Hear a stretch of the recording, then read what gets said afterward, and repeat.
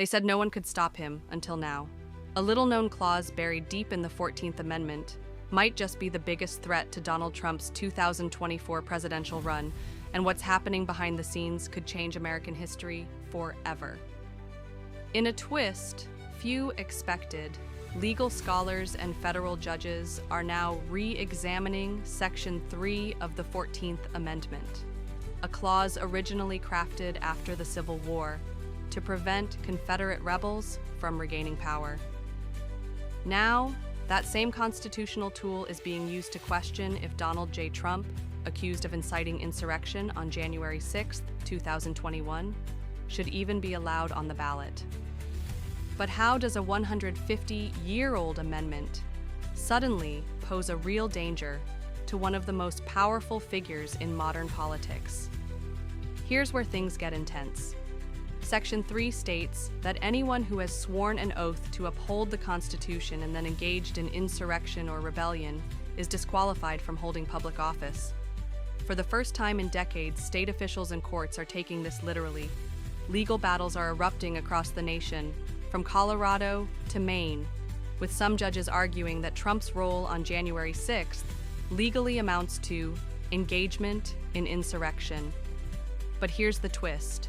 Trump hasn't been convicted of insurrection in court. So how can this even happen? The answer is complex and, frankly, a little terrifying.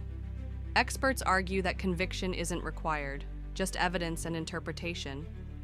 That means state officials could independently decide to block Trump from ballots without a federal trial.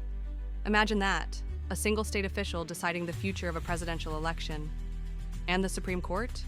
They're likely to step in, but even they've never ruled on this specific clause in such a dramatic context.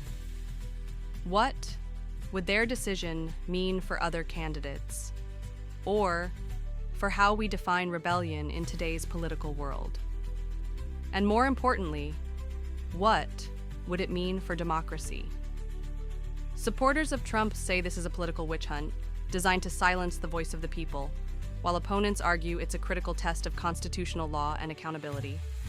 With legal proceedings underway and appeals flying through the courts, this battle is far from over.